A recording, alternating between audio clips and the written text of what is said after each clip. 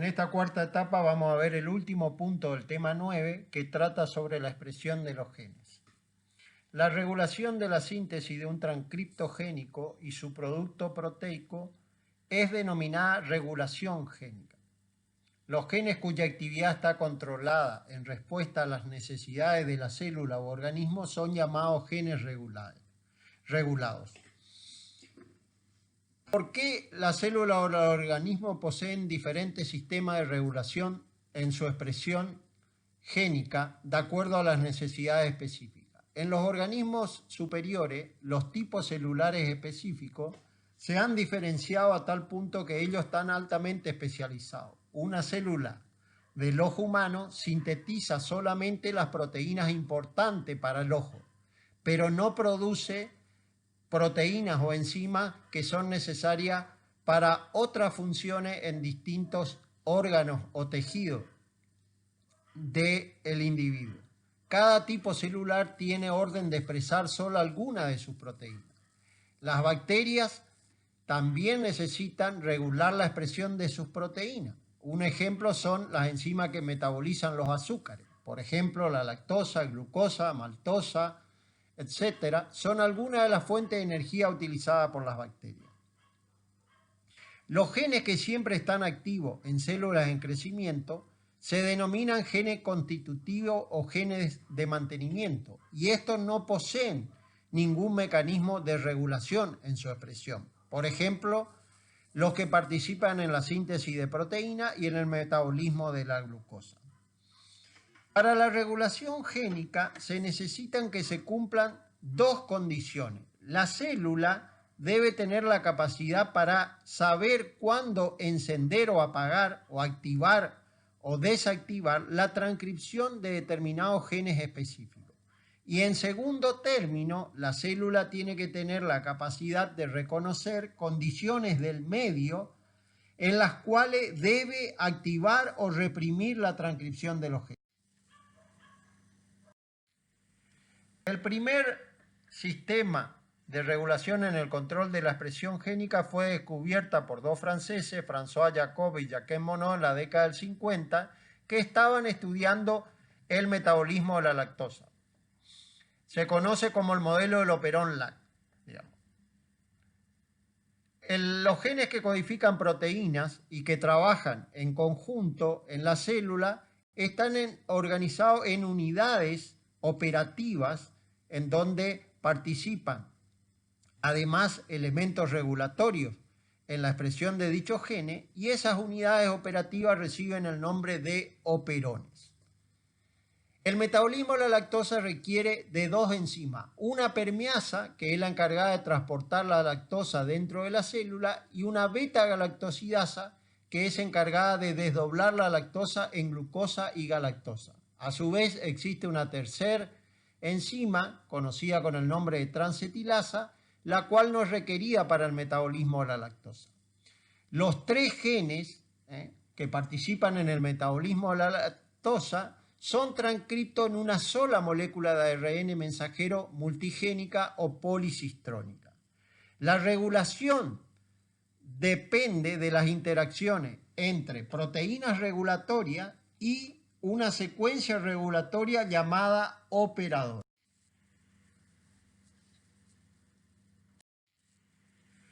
Acá tenemos el esquema en donde está representado el operón LAC. Fíjense que este operón está constituido por diferentes partes. Por un lado tenemos el gen I, que está adyacente a los genes estructurales Z y A. Z es el gen que codifica para la enzima beta-galactosidasa, y el gen que codifica para la enzima permeasa, y A el gen que codifica para la enzima transetilasa.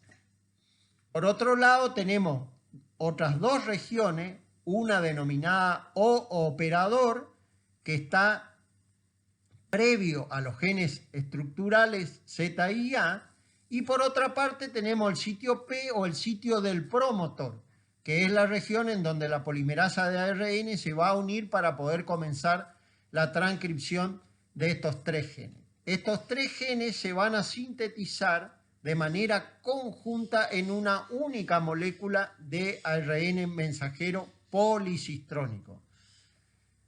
El gen I, que está hacia el extremo 5' del operón, el operón vendría a ser el segmento pósia, es un gen regulador que participa en la regulación de la expresión de los genes Z y A y codifica para un ARN mensajero que luego va a sintetizar una proteína, representada aquí, denominada proteína represora. Esta proteína represora posee 2 sitios de unión específico dentro de su estructura proteica.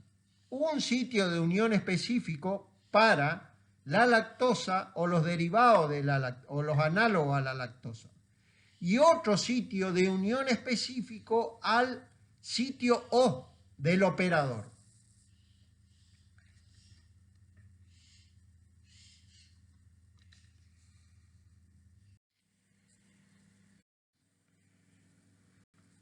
En el modelo del operón LAC, del metabolismo de la lactosa, existen 2 tipos de regulaciones.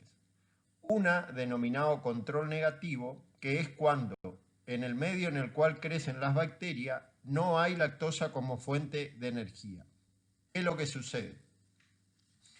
El gen I, que es un gen regulador y de tipo constitutivo, es decir, que no tiene control en su expresión, va a producir o sintetizar la proteína represora. Esta proteína represora, al no haber lactosa en el medio, va a ir a unirse al sitio del operador.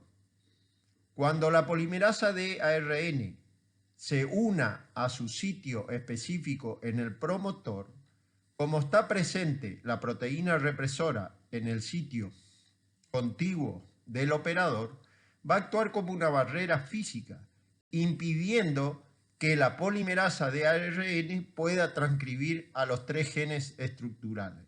Por lo tanto, el sistema va a estar reprimido, es decir, no va a haber expresiones de dichos genes.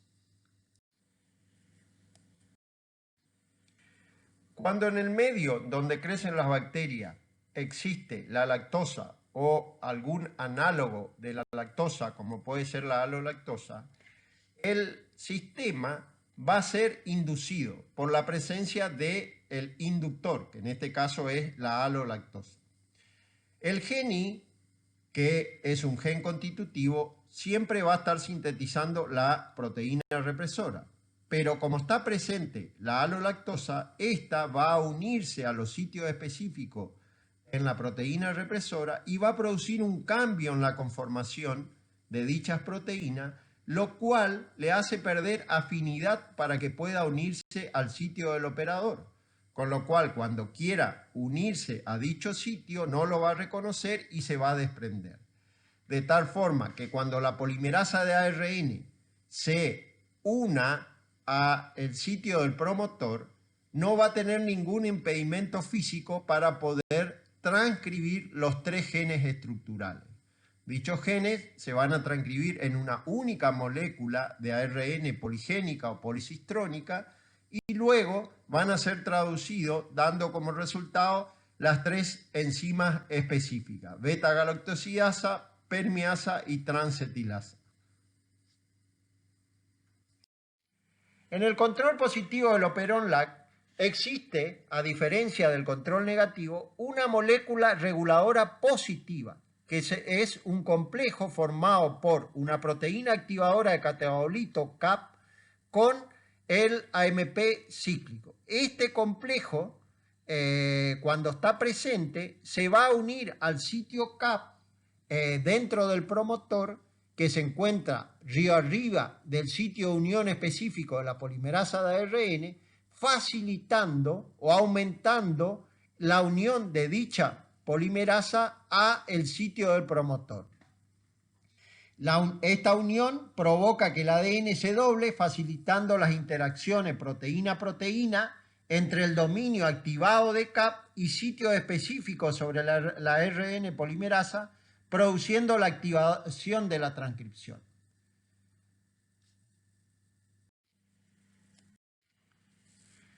Acá podemos ver en este esquema que tenemos la proteína activadora de catabolito más el AMP cíclico que van a formar el complejo CAP-AMP cíclico. Este complejo se va a unir a este sitio CAP que está por delante del sitio de unión de la polimerasa de ARN en el promotor, lo cual lo que va a hacer es facilitar que dicha polimerasa se una fuertemente a el sitio del promotor, de tal manera que va a facilitar o aumentar los niveles de transcripción de los genes Z, I y A.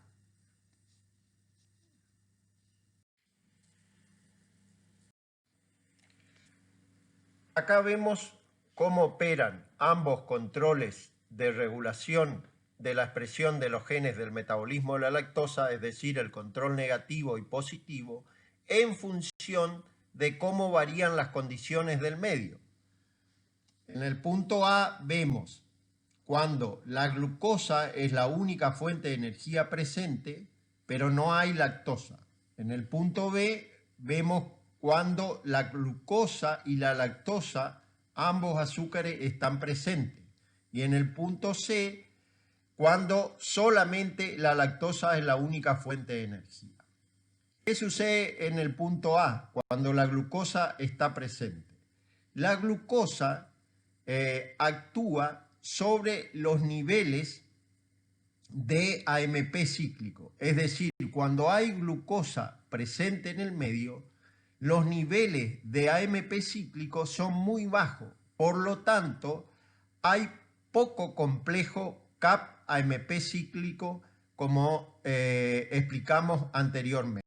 Sin embargo, como no está presente la lactosa en el medio, la proteína represora que está presente como consecuencia de la síntesis proteica a partir del gen I, que es un gen regulador, esta proteína va a estar unida al sitio del operador, con lo cual va a estar actuando el control negativo, es decir, no se va a producir la transcripción de los genes estructurales como consecuencia de la represión.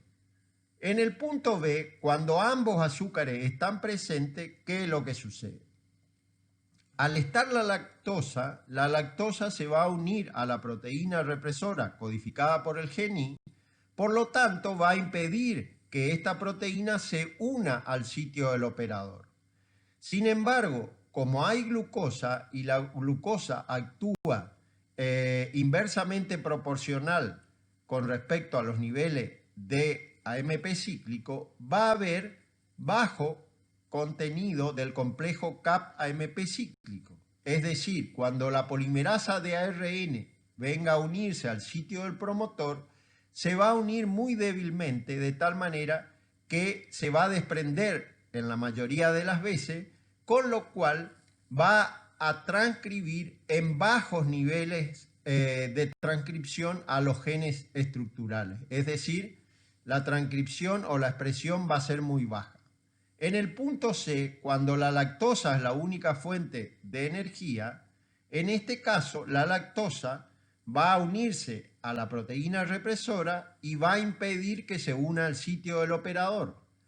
Como no hay glucosa presente en el medio, y dijimos que los niveles del complejo activador CAP-AMP cíclico son inversamente proporcional, dichos niveles, al ser altos, van a favorecer la unión fuerte de la polimerasa de ARN a su sitio en el promotor, de tal manera que van a activar o potenciar los niveles de transcripción de los genes estructurales. Por lo tanto, vamos a obtener mucha cantidad de dichos productos. ¿Qué sucede con el control génico en eucariotas y sus diferencias con los procariotas? Si bien tienen similitudes ambos mecanismos de regulación en la expresión génica, presenta algunas diferencias debido a la mayor complejidad de los genomas eucarióticos. Las principales similitudes incluyen: ambos tienen secuencias promotoras que varían para especificar el rango de iniciación de la transcripción. Segundo, existen secuencias regulatorias que determinan las respuestas de los genes a moléculas efectoras. Y tercero, que existen proteínas regulatorias, tanto positivas como negativas, con dominios específicos de unión al ADN que interactúan con secuencias regulatorias para controlar la transcripción. Entre las diferencias entre eucariotas y procariotas tenemos la siguiente. Primero, en los eucariotas tenemos la presencia de la cromatina, es decir, el ADN está asociado a proteínas específicas, con lo cual esto influye en la regulación de la expresión génica. En segundo lugar, en los eucariotas, en el proceso de transcripción, se le agrega una caperuza en 5' y una cola de poli A en 3' a el transcripto primario o inmaduro. Y luego se produce la eliminación de los intrones para producir el ARN mensajero maduro.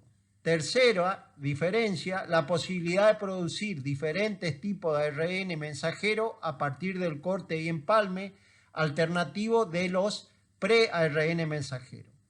En cuarto lugar, tenemos la regulación del transporte del ARN mensajero del núcleo al citoplasma. Recordemos que en los procariotas no existe núcleo, por lo tanto, no existe un transporte, digamos. El proceso de transcripción y traducción se produce de manera simultánea. Por último, en los procariotas es común que los genes estén regulados a partir de operones, mientras que en eucariota es muy raro la presencia de los mismos. Los niveles de control de la expresión en eucariota se deben a que existen diferentes compartimentos celulares y a las distintas necesidades de dicho organismo para generar un gran número y tipos de células diferentes. La presencia de un núcleo en células eucariotas separa los procesos de transcripción y traducción. La transcripción ocurre en el núcleo y la traducción en el citoplasma. Como consecuencia de ello, hay mayores niveles de regulación en la expresión de los genes eucarióticos. Como vemos acá en esta figura, digamos, muestra los diferentes niveles en los cuales puede operar un mecanismo de regulación en la expresión. Tenemos, en primer término, la transcripción del ARN mensajero inmaduro. Segundo término, tenemos el procesamiento de ese ARN mensajero inmaduro. En tercer término, tenemos otro mecanismo que puede operar una vez que sale del núcleo al citoplasma, es decir, en el transporte del ARN mensajero. El cuarto nivel en el cual puede haber regulación es en la traducción y en la degradación de los ARN mensajeros. Y por último, en el procesamiento y la degradación de las proteínas.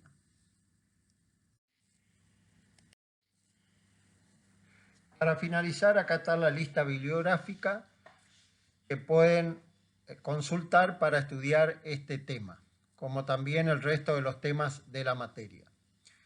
El libro sugerido como cabecera es el libro de Griffith, donde existen distintas ediciones, principalmente en inglés, y también hay algunas ediciones en español.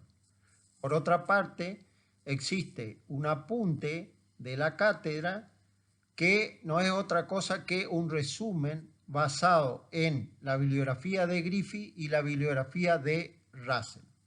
Para finalizar, quiero mencionarle que el día 10 de agosto a las 11:30 horas habrá una comunicación vía Zoom para poder realizar todas las consultas y dudas que existan con este tema. Así que nos vemos ese día y en ese horario.